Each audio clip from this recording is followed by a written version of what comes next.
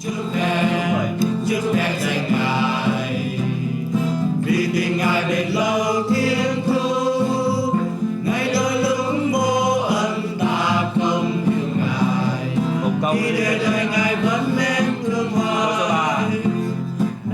In the late 1970s, the Indo-Chinese boat people arrived. With their arrival, a new chapter in Canadian newcomer history began. It would also be the moment when faith groups found they could reach out to the plight of others, no matter what their faith background. The boat people were fleeing to Indochina, and they were living in refugee camps, and there was a worldwide appeal. St. Teresa's answered that and said that they would bring a family in, a family of 5, and eventually we did get a family, a Tran family, and they came into Halifax, and the church rallied behind them. We raised all the money that was needed. There was all the news for 6 weeks about the boat people campaign, the boat people and what was happening to them, and nothing being done, apparently. And I became concerned that nothing was being done, lest we have a repeat of what happened to the Jews. There was a residence of the Jews going on boats and not being admitted, and here were people on boats, and would they be admitted or not? I remember in '79, when there was so much need out in Southeast Asia, on which the cameras focused a lot, about which our government scrambled, that I lost the summer's holidays.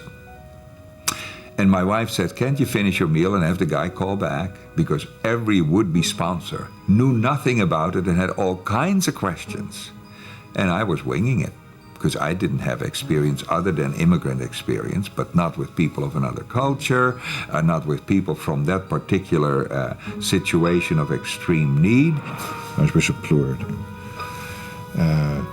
he and the lay people here were largely responsible for this whole program of accepting the refugees, the boat people, back like 13 years ago or so.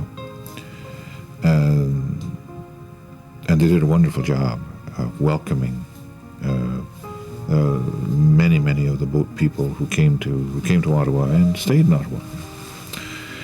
The Archbishop adopted one of them, himself. He adopted one of these people.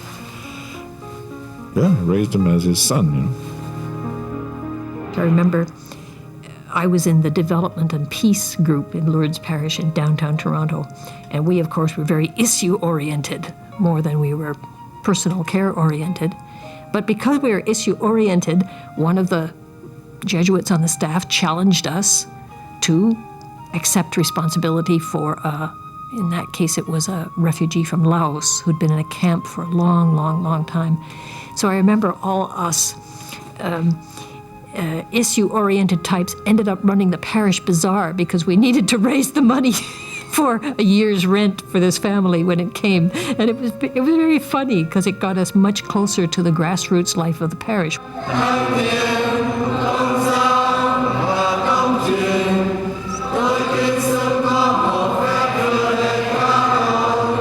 I had the experience, for example, of going my first visit to the Vietnamese parish. They insisted I have to say something in Vietnamese. So I wrote out a paragraph, I had it translated, and then I had somebody help me pronounce each word. And they're real tongue twisters. Anyway, I got to the point where I could pronounce each word to my teacher's satisfaction. Then I started saying them all together, and he said, no. I said, now what's the matter? He said, tone. You see, each word can mean 5 different things depending on the tone of voice. And so we were stuck. So I drew a music staff and we put notes on there. I sang my little message. He said, perfect. He says, now don't sing it, say it. I tried, I couldn't. So I went into church and I sang my little message and they just roared, they loved it. Thousands and thousands of boat people came to Canada. And together with a number of spokespersons for various churches and inter-church agencies, we met then with the External Affairs Minister, Flora MacDonald, and urged her to help reduce the red tape that churches and other sponsoring groups were confronted with. And she was of immense help.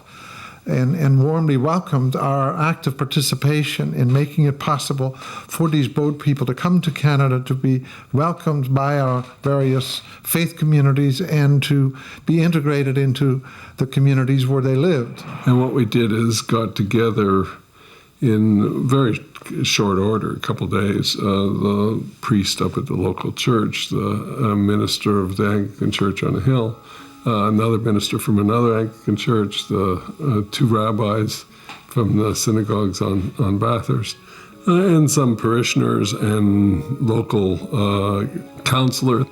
And we thought reasonably between the churches and synagogues in the area and the neighborhood groups, we could get maybe 50 families. And so that's we ended up agreeing to sponsor 50 families, and therefore began what became Operation Lifeline, the big campaign to organize the admission of boat people into Canada. We ended up with 66 chapters of Operation Lifeline right across Canada. Probably totaled about 160,000 people we took from Indochina. The arrival of the boat people into Canada was evidence of this country's potential for generosity. It was also the moment when the leaders of Canada's different faith groups knew that they could work together effectively on behalf of the world's displaced peoples, especially those who had found their way to Canada's borders in search of refuge and a new start. In the staging and development of cooperation among faith groups and various religious denominations, etc., the Indo-Chinese movement was a unique experience in bringing them all together. We'd go to rallies 2 times, 3 times an evening, all over the province, driving here and there as a mad time, in which you'd give a speech and tell people how to sponsor, do the same routine virtually every day. And after one of these in Kitchener with a Mennonite ran up to me and gave me a big hug and hugged me. He said, "Isn't it great when a Mennonite can hug a Jew and they join hands to sponsor a Buddhist?" And I think it summarized the whole thing about that movement, that which faith you belong to, whether you were Jewish, Christian, secular, religious, didn't seem to matter. What mattered was that you had an opportunity to help others, and you did, and you had a vehicle to do it.